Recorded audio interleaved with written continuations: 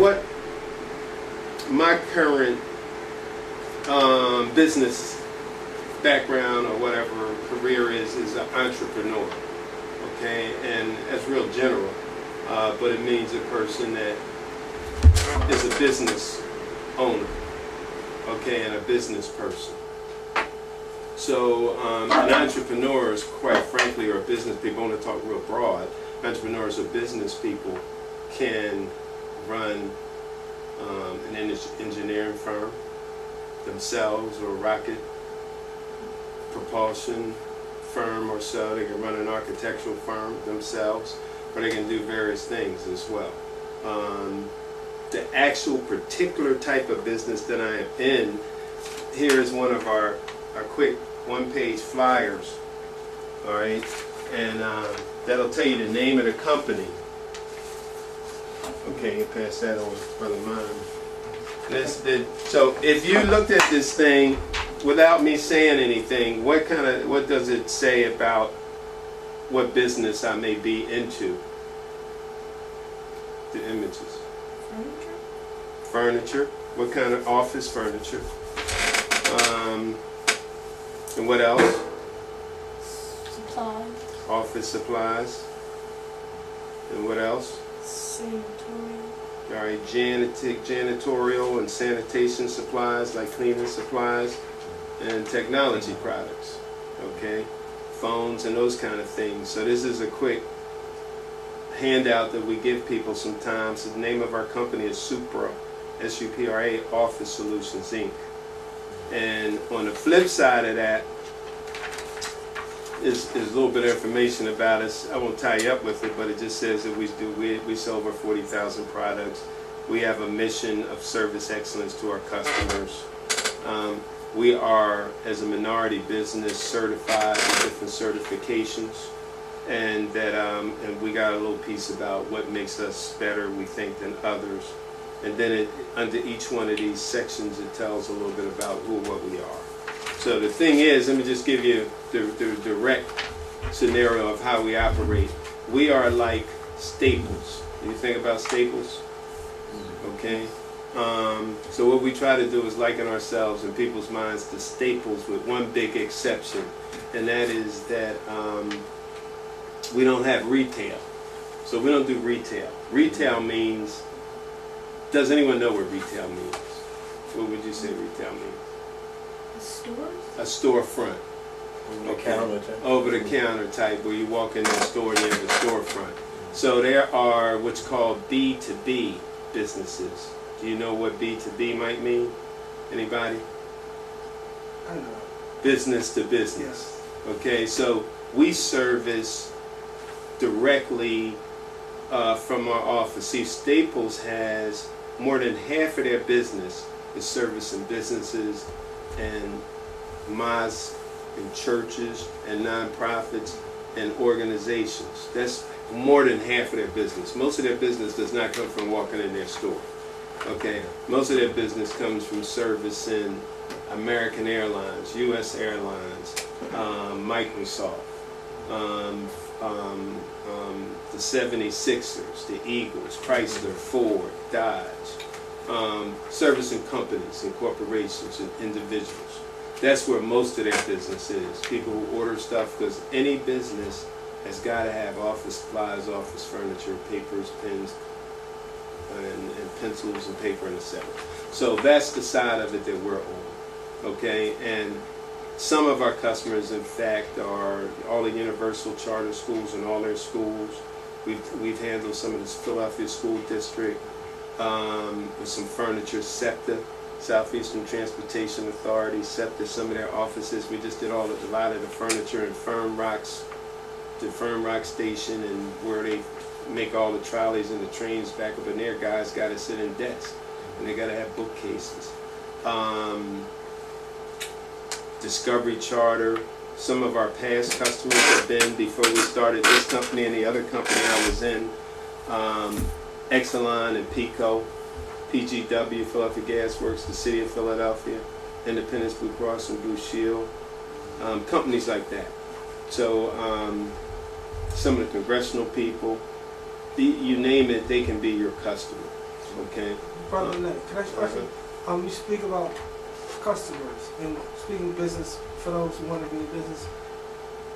How does that relationship start and start, and what does it look like? Like, what was the process? Did you make that connection to that customer? Once that connection is made, what is the instrument used to keep that customer there as your customer, as the one that's going to you for the products they need? That's a good question, and I want to keep that there and also answer another part of it too, the societal application of it, of what we do. Now, one of the purposes that I believe entrepreneurship or owning a business is very relevant, and I'm going to come back and answer my brother's question about the customers, is that I believe that business people have a lot to do with controlling the country. Okay? Business people have a lot to do with controlling politicians. Okay? Business people have a lot to do with President Obama being in office or not being in office. Okay? With Mayor Nutter being in office or not being in office. Okay? Mayor Nutter may make a decision to not support the schools. Okay? Mayor Nutter may make a decision to close recreation centers early because supposedly he feels in a budget he doesn't have a lot of money. But on the flip side of that, Mayor Nutter may make a decision to put millions and millions of dollars on Schuylkill Bank right across from the train station on the other side of the river to build up Schuylkill Bank with millions of dollars. Okay? And those same millions of dollars could have been diverted to kids in school that need school books. Okay? Young kids in school that need music. Okay? And art. And gym and recreation. The school district just cut the whole swimming program. So there are things that politicians have the ability to decide to do. Mayor Nutter can make the decision that downtown and Center City, all the police are down there, no police in North Philly or up here where people are getting killed and shot. But he can make the decision that he wants to protect those people down there. So what causes him to be that kind of mayor versus another kind of mayor? The money people, quite frankly, in my personal opinion. Because if big business decides to give Mayor Nutter or a city council person a whole host of money for their campaign, we go and we pull the ballots, don't we? A lot of us. But we only pull the ballots because somebody advertised all over the TV and everything a particular person's face. We can make you a judge or a mayor or somebody overnight. We can make him the next mayor, the next governor, or the next city council person if we got enough money to take and plaster his picture all over the place and put him all over the news and everywhere. Business people have a lot to do with that. So one of the societal impacts that I think make a difference is I think right-minded people have to get in a position to have financial power to make differences. Just like the Masjid that's getting ready to open for you all a whole new center. Have any of you all seen that yet? Mm-hmm. Well, a lot of it came through Muslim business people. Okay? The fact that Brother Michael Rashid is the chairman and CEO of Keystone Mercy, and he has that influence and power. And amongst other people, Christians and others that say if we want to do business with Keystone and Keystone can give money to our church and organization, then those people come out and support you all. So that's the societal impact. Now let me just talk about the everyday part of it. The everyday part of it is what my brother said. No matter what business or what you do, you got to service your customer. So we have a responsibility, like a Staples, when we come to a church or an organization to do business with us, we have to say that we're going to provide competitive prices. Prices equal to their prices. We have to say, if you all, a lot of you all are computer savvy right now, that, look at our website, www.supraos.com. And plug that website up and go to Google and pull it up, and you'll see that we think it's a relatively impressive website. That if somebody wants to order online, they can order online. We can get product to them the very next day, and we can do a lot of the things that Staples does. They can go through our website and see 40,000 different products to choose from, and pretty much place an order and have that order the next day. So we have to be able to operate on a level that our competitors do, and we have to go see our customers and satisfy them. So that's one of the key things. And I'm going to backtrack because some of the other questions are going to bring up the reasons why. We'll try to do it quick because I know this is a Saturday and you guys don't want to be in here like this. What is one of the next? Did I answer the customer question? Yeah, well, And the societal? Yeah, no, it's like on the side, just in case you're interested in business, how you would kind of secure a customer, build relationships, how that's part of it. And yeah, and I'm going to back up to that. That's why I saw other questions coming up. You know, later on when I went through the whole, right, we'll flush that out.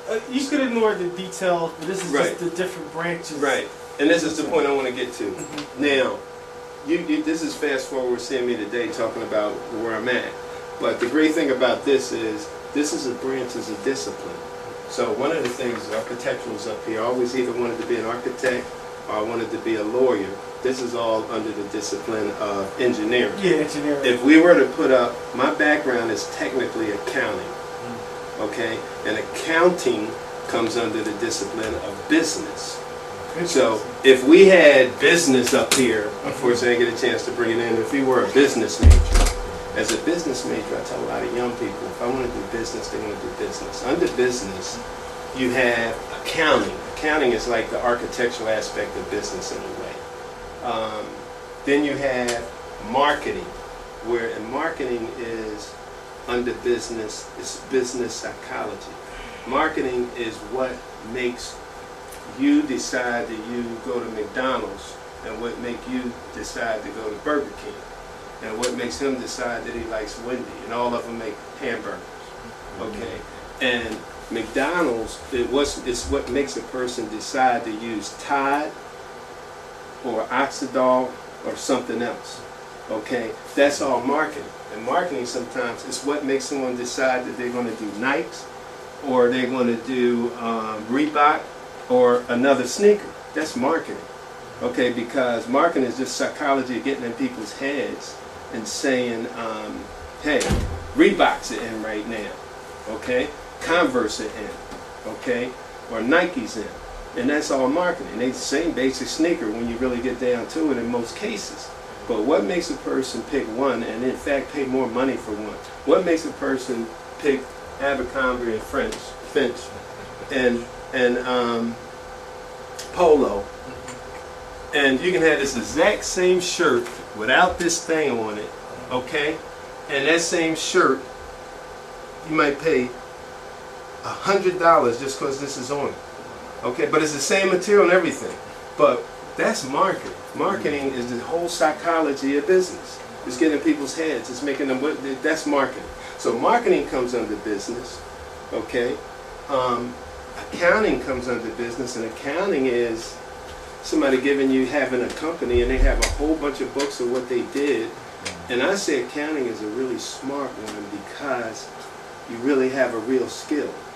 And accounting is that I can take all your records and walk into your company and figure out how to say you had this many sales this year, and your sales was in the area of office furniture. You did 100 million or a million, you did 2 million here, and you did 3 million there in office supplies, and this much in technology.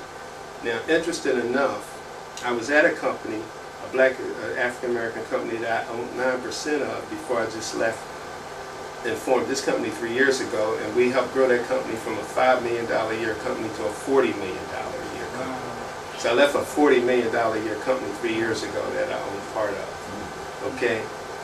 And part of the reason I left is I've been there 15 years, the guy was the founder, died, his son took over, we didn't have as much of the stock, so 4 of us who were Muslim left and formed this company, okay? And this company here, we intend to become a $100 million a year company or more. Okay, in our other company, we had offices in Florida, we had an office in Virginia, we had an office in Baltimore, we had an office in Boston, we had an office in California, in Chicago, and we flew all around and did a lot of things like that. Okay, and we had some really big, what we call sexy customers. Customers like Abercrombie and Finch would be a customer of ours, or Nike, or people like that, because we partnered with Staples. So we went in with Staples as partners on some of those accounts, and we worked together with them. And that's a long story, but I started in business. I went to Morgan State University with a major, as a business major, and a specialty in accounting. Okay, and so you got accounting, you got marketing, you also have insurance. You could be in business insurance. You also have economics. All right, and economics is has a lot to do with making prudent, value financial decisions sometimes. And one of the biggest things about economics, they talk about opportunity costs, maybe the cost of washing your car yourself, or fixing your car yourself, or paying somebody to fix it.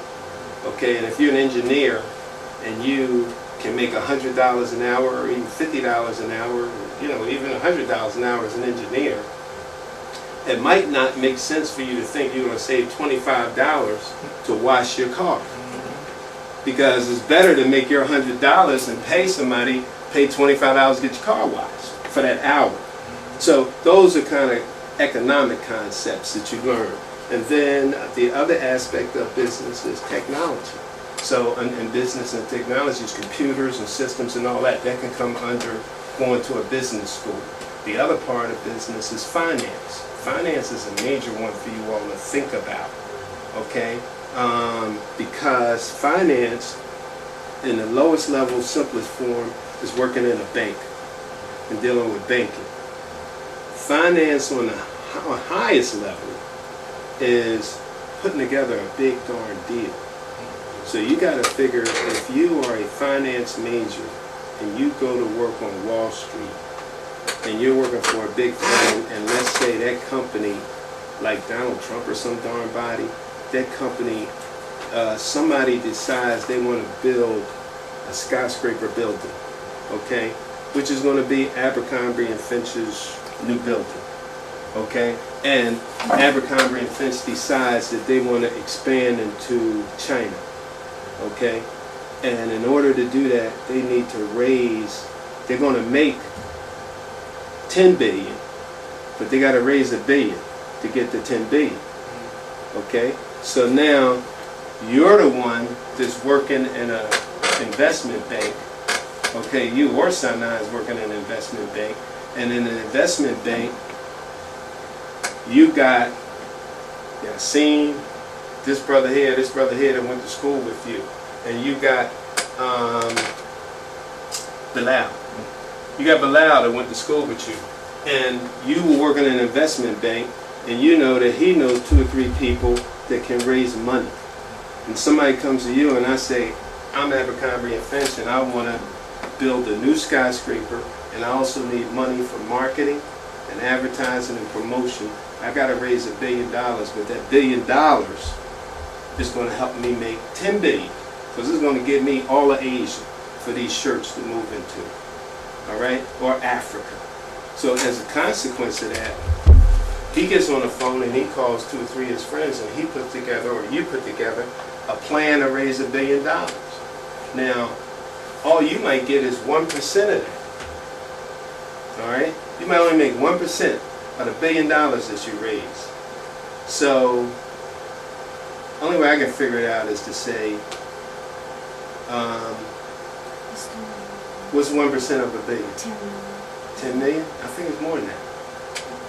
It's 10 million. It's 10 million? Mm-hmm. Okay. Then I agree with you, it's 10 million, because I know what? 10% of $1 billion is what? 100 million. You're right, you got it. 100 million is 10 million. So you can make $10 million doing one deal. 10 million. One deal. That's finance. Okay? And that's the guy that figures out how to do the finance and do all that kind of stuff. So that's a large example of finance. Okay? If you do a $100 million deal, 10% of that is 10 million, you make $1 million. Right? So, or one deal.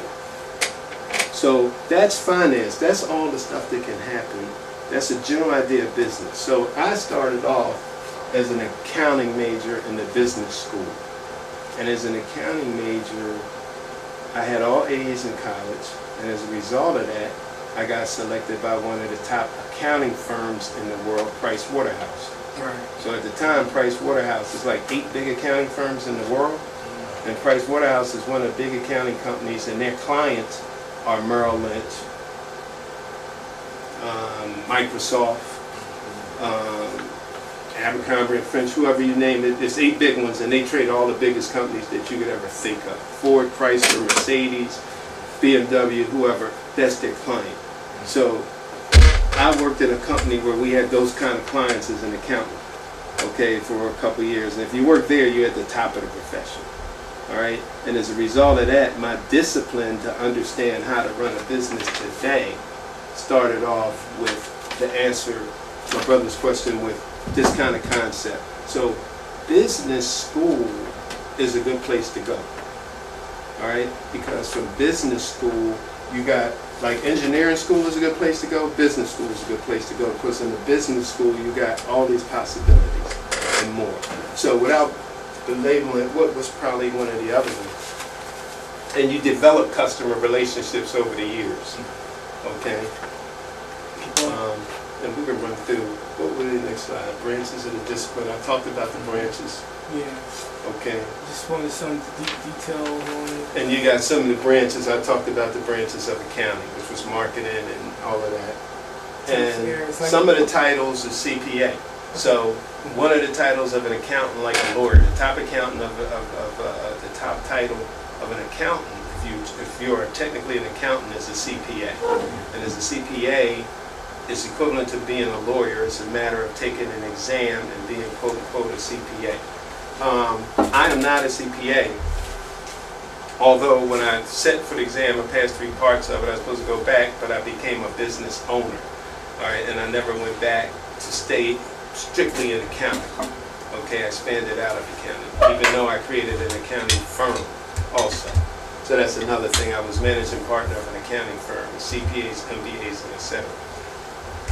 But a CPA today, a person can go to 4 years of college and be a CPA. All right? Whereas a lawyer, you take the test and pass the test, after that, you're a CPA. A lawyer or a doctor goes to 4 years and they have to go to CPA. All right? So those are some of the areas of profession. Now, CPA, MBA, Master's in Business Administration, and an MBA is someone that has a lot of experience running businesses or getting the technical capability to do what I talked about. A Master's in Business Administration. You can get a doctorate, and also you can be a vice president or an executive vice president or something like that in the industry, or a CFO, Chief Financial Officer. All those are titles that come under business. So some of my partners, I happen to be chairman and CEO. One of my partners is the vice president of marketing. One of my partners is the vice president of CFO, the chief financial officer of the company. One is the president and chief operating officer of the company. It's a lot of things you can get, you can be. All right, let me move on because I don't want to lose you. All right, and then dollar value. I would say today, coming out of school, a person with an accounting degree can probably start anywhere from about $70,000 a year to with an accounting degree. I would think easily at least about 60,000 to 100.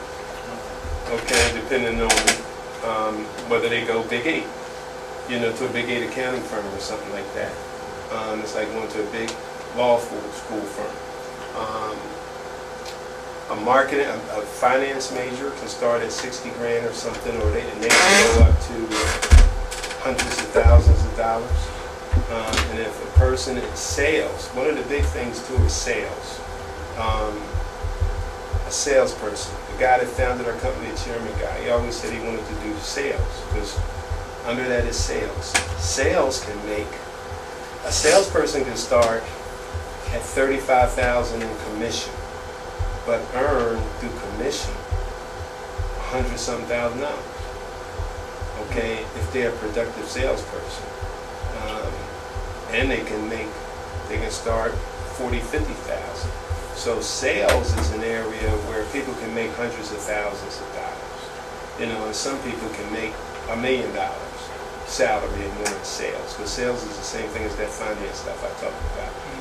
I mean, if you're selling airplanes, you know, you're going to be making 100-something grand. So you can put all your energy into selling a pencil, or pen, or paper. Or you can put your energy in selling a car. Or you can put your industry in selling an airplane. You know, so it just depends on what field you're in. You know, some people sell houses. They can sell a $30,000 a year house, or they can sell a $30 million a year house, get a commission. So sales have a lot to do with your ability to deal with a customer, convince, know what you're talking about. I think be sincere, know the industry, and have a good product. And you can make a ton of money. So it's about relationships and being in certain networks. All right? And that's why the school you go to can make a big difference. That you all want to have good grades in college, good grades in high school, okay? And you want to have the kind of grades in high school that'll get you to a good college. And if you can get to a high level college, you're with a different level of people, okay? And if you can roll out of a quality college, then you're going to be with the people who are doing airplanes and heavyweight stuff. That's the key. Okay. You know, and just to piggyback on that, man, it seems to me also that it's families also seem to come into play. Because if you at a college with a bunch of high quality people, obviously maybe like their parents, right, say they left a legacy. Whereas you have a lot of millionaires in America, they weren't born that way. I think most weren't. So it's kind of like they start a legacy, and like Brother Lin was saying, how their children's, they pick up on that, and when they go to college, you start to connect with these kids who come from these families. Right. And their families know people, and that's how you start to build your circles. A lot of it's networking, okay, from a business perspective. Networking meaning knowing people. But, you know, first of all, we're Muslim. So the big part of it is making intentions to do the right thing, okay, and making intentions to be in a position, I think, to make a difference. And asking Allah to guide you amongst the right scenario or people or situations. I think that's where it's got to start for us. And then having somebody like what the brother is doing here is giving you all some guidance on what to do. Because, you know, as you all know, and I say to my children all the time, you know, you're in 9th grade, you're in 6th grade. So you're in the school you go to, how high they go to, what grade? I think high school. What grade did they start at? Like kindergarten. So where are you in school at? I go to school online. Oh, you online? Homeschool. Okay, so you homeschool. Okay. All right, and that's good too. That's very good also. And I guess the point what I'm really saying is when you start interacting with people, like for instance, you're in 9th grade now, right?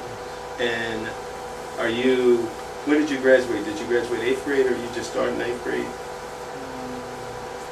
You just started 9th. Is 9th grade the first level in the school you're in now? Okay, so you're green. So my point is, you coming in green in 9th grade with a bunch of other kids that's in 9th grade. And you just finished, like he's finished in 8th grade. When you finished 8th grade, you were one of the big guys, you know, and you were looked up to. Because by then, you and a couple of your buddies had gone through the transition, okay? And certain people you became close with. 9th grade, you meet some people, and all of y'all are a little bit green, but by the time you all turn around, you're going to be another human being by the time you hit 12th grade. But you're going to have some folks that you're close with. And the key is, and I always say to them, don't ever, ever, ever take anybody for granted, okay?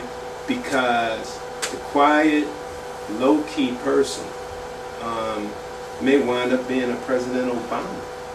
You know, the quiet, low-key person may wind up being a daggone Trump, you know, and you never know. Now, you shouldn't be like that anyway. We should be naturally considerate of everything. But the point is, you may get somewhere. I mean, we just got a $100,000 loan the other day, approval from the state for a company. But it was through people that I had a 15-year relationship with from years ago on another level. The principal of his school is somebody that graduated from high school with me, okay, and one of the top schools in the city. So things like that can make a difference. Now, if I was a jerk in high school, she would have never considered or looked out for my kids, you know, and vice versa. So the thing is networking. See, what we're trying to share with you all today is that you all can cash in the future, because, you know, even Michael Rashid at Keystone Mercy, somebody I knew 25 years ago on low-level Islamic level. But then we did business together, you know, and he's in a position to help make a difference for us.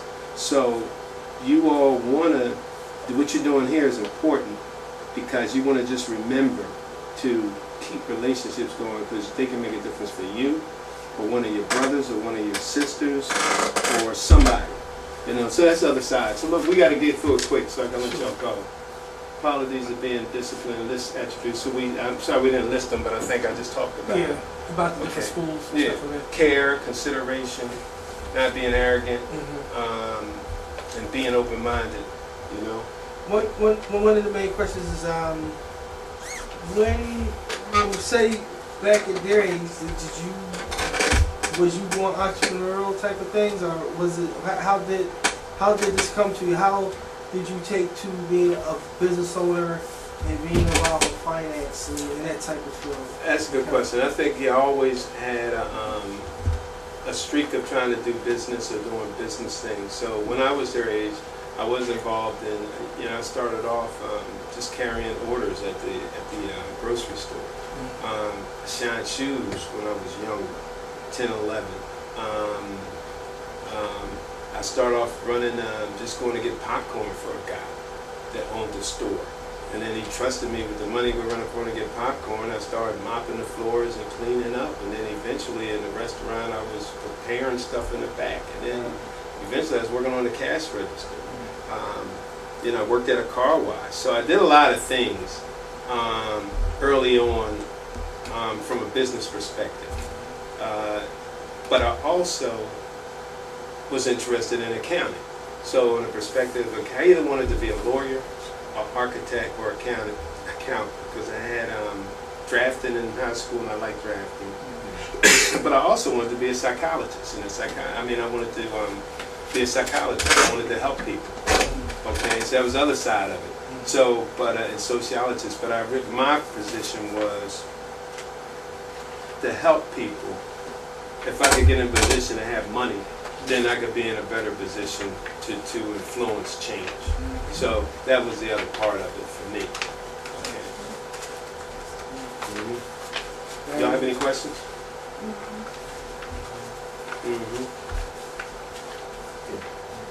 What courses should they take in high school? Like, should they concentrate on math?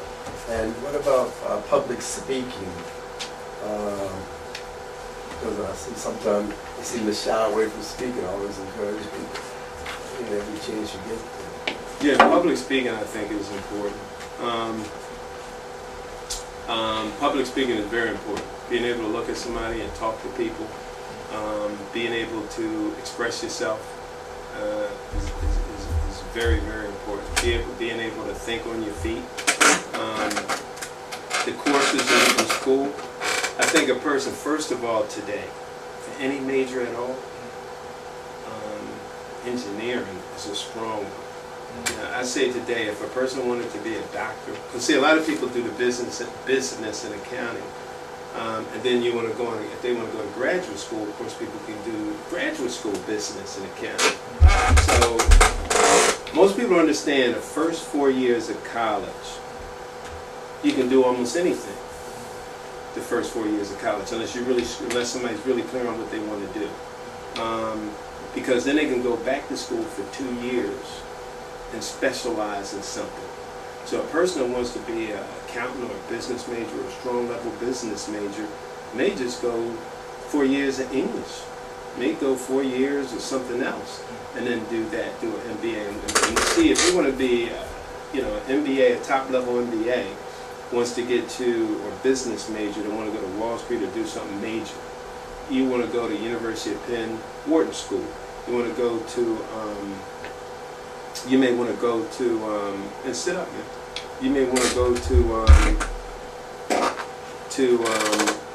Harvard, or you may want to go to Yale, or you may want to go to University of Virginia or Stanford, or one of those places.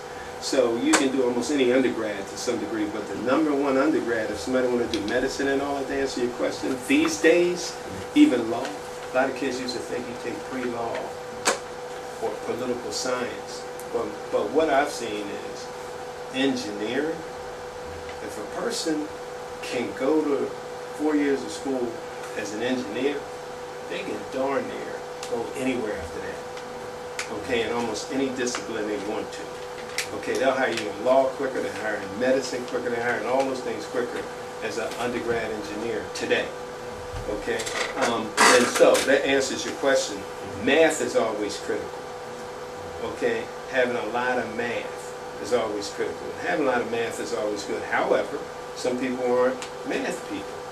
So I say to people who aren't real math people that, and if they want to do business, then do marketing. Like if somebody was going to go into business and they had a good math background, I'd say do accounting or some systems and computer stuff in school, and you can keep going. But if, I run into kids sometimes and young people, they say like, I'm not there with the math, then I say do business and do marketing, because marketing is still a psychology of business. It's from a business point of view, there's 3 people who are going to probably be the CEO, the top dog in a corporation, no matter how big it is. It's either going to be the salesperson, who's the rainmaker, they got relationships, deal with people, and can bring in business.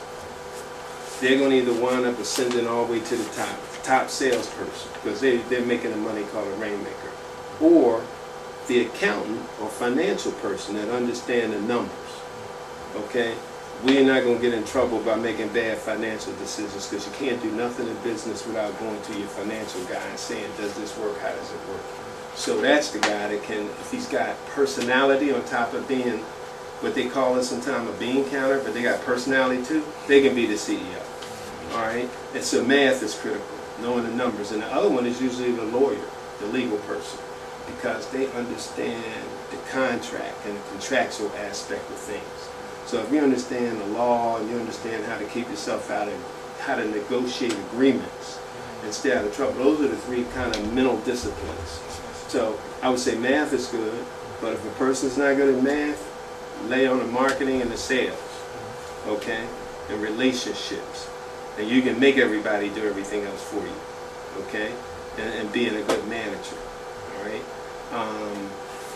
So those are the things, the math, otherwise marketing and management and relationships, and writing. Writing is critical, okay. I learned to be a great writer, all right, and as a great writer, writing can move people, okay? So if you know how to put together a concise, meaningful, punch communications, you can change things, okay, with people. So writing I found to be very critical. I won a lot of contracts. I changed a lot of people by having great writing skills, okay? And I learned writing the bad way by helping to get my brothers out of jail and stuff like that, okay? Writing lawyers, writing judges. I had a brother used to get to go to jail. He had me write all the letters and do stuff for him, but I learned how to write, and of course public speaking. But writing, so many, y'all got to be careful today, because it's so easy to get away from writing with all this electronic stuff. Yeah. But I had a situation where I would be fighting with somebody back and forth about trying to persuade them to my way of doing this agreement or this deal, and a lot had to do with putting together a concise argument in writing, and also hitting bullets. Boom, this is my point. Doing paragraphs, how to lay it out. And sometimes when you write something, I look at it 2, 3, 4 times before I let it go, because I said, wait a minute, I can change this. I can make this shorter. I can use this word. I can get more to the point. But writing is powerful. Okay. Other questions? All right. Yeah. Okay. Okay. Thank you all for your time and attention. Thank you. And BLASTEMM would Okay. like to thank Brother Lin Thomas for coming out, talk to us about Venice. This is a very, very good session, very extremely informative. Hopefully. Yes, sir. Okay. Yeah, we'd like to thank you again. Okay. Yes, My indeed. pleasure. My pleasure. Salika. All right. I really You appreciate get one of my cards too. Yeah. Salika, man. Oh, I really appreciate it. If you all ever need any reference or something like that, you know,